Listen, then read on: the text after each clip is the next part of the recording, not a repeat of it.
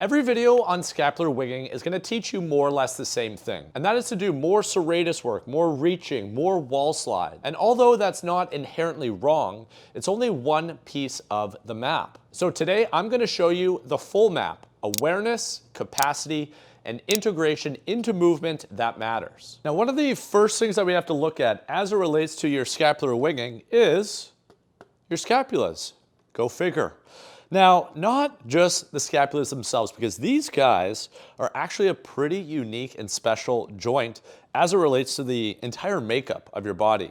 And the reason for that is this is the only joint that essentially floats in space. There's not really any attachments for it outside of one little guy on the inside if you want to be super particular. But for the most part, this joint is just kind of floating. It's just chilling on your ribs and it's just gliding around. So you can imagine that if we don't have good coordination and integrity between these 2 points, what's going to happen? If this genuinely floats, more or less, if we can just visualize that, and the rib cage is just kind of doing what it wants to do, and we don't have a good harmony between these systems, then it's no wonder that this can start to kind of kick off the ribs and you get that winging shape over time. Now, there's a lot of different contributors as to why this happens, and for the sake of this video, I'm not going to be standing here for the next hour giving you a lecture, as much as, honestly, I would love to do that. What we are going to take away from this video is really 3 things that we want to be mindful of as to how we can improve this relationship. I'm not going to get into your why, because why you have this going on is probably different than the next person, but there could be some similarities as to how we can address this. And the 3 factors that I want you to be mindful of at home are: the first one is going to be the shape of your rib cage, because where your ribs are in space is going to largely influence where your scapula goes. If you just move your ribs like I'm doing now, you're going to feel your shoulders going all over the place. And you may even notice that as you go through these different positions, it changes how much winging you're getting through your scapula. The second one is an awareness piece, and the awareness of where your shoulder blade is in space. Believe it or not, when I'm working with people and I'm telling them about all the different functions and I'm nerding out and we're having a good time, and I tell them to go through just a very basic function, which we're about to get into, they don't have a strong felt sense of what that is. So the second thing is to just start to build some neuromuscular connection, some sensory awareness around what it is that you're doing as it relates to your scapula. And the third and final is going to be developing a higher degree of capacity and tolerance as to how these 2 systems work with one another. I like to use a metaphor for this. And you can imagine that there is a surfer and he's on some water. And he's a really good surfer. He's very skilled. But the water underneath, it's just, there's some waves. He's riding waves. And if we use the rib cage, we'll say, as this metaphorical water, and the rib cage is hypothetically in a poor position and we're creating these massive waves, you can have high capacity around this localized area, but think about how hard those muscles are going to have to work until you start to develop a better relationship with the ribs, or the water in this case.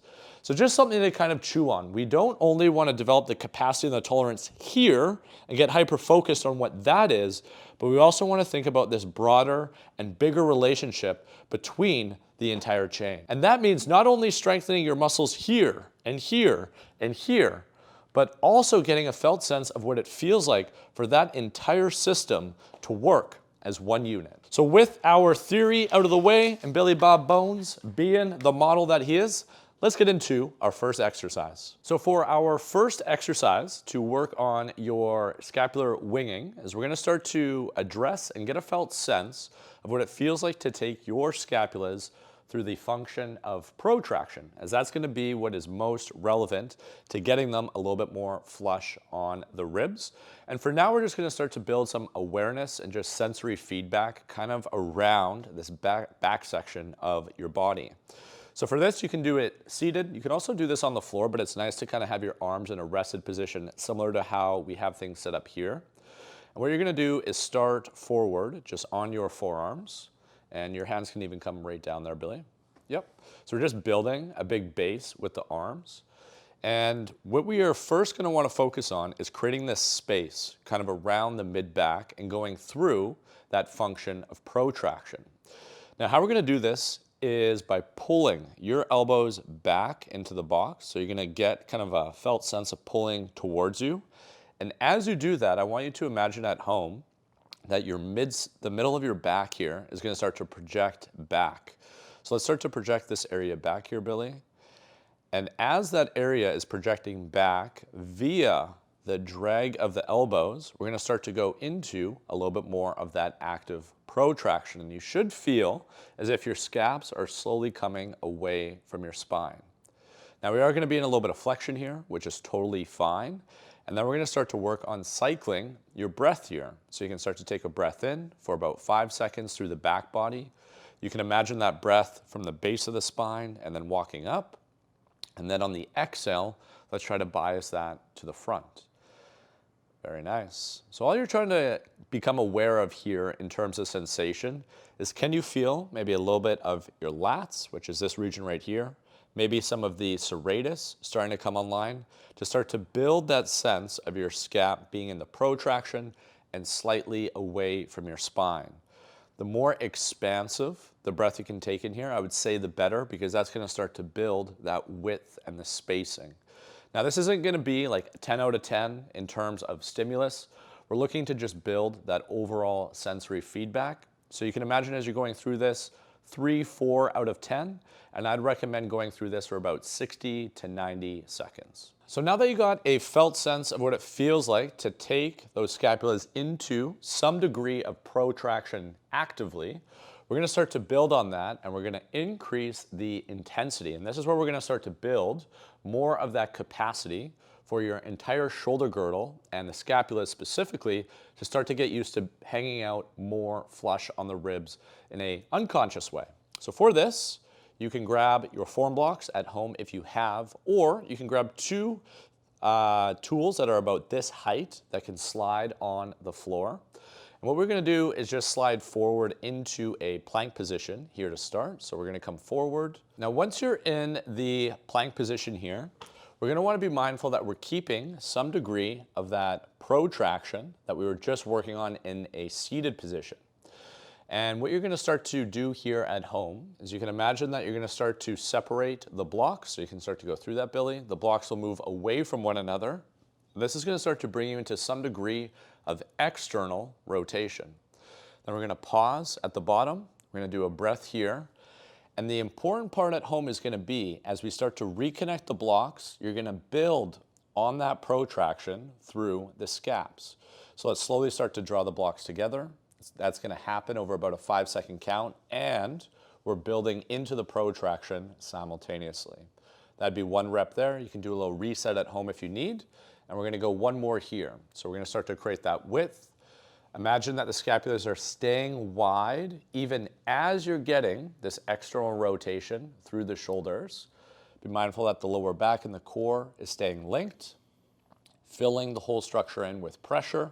And now we can smoothly start to reconnect the blocks, and all of this is going to be rising up to the ceiling slowly. And that's good there, Billy.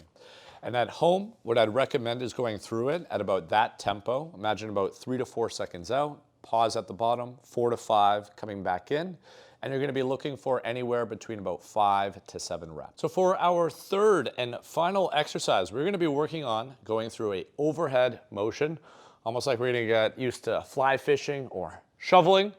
So for this, you will need some resistance from a downward angle. We're going to be using a cable machine and a cable bar. You don't necessarily have to have this setup. You can do it without, but this is nice in terms of getting a felt sense of leverage and both sides of your body working with one another.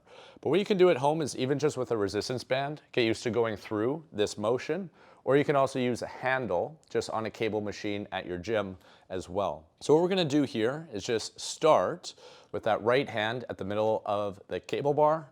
If you are going to be doing this with a handle, just mimic what's happening on Billy's right hand and what I'm cueing with his right shoulder. So we're going to start in that protraction, and you should have a pretty good felt sense of what that feels like in kind of this reach position.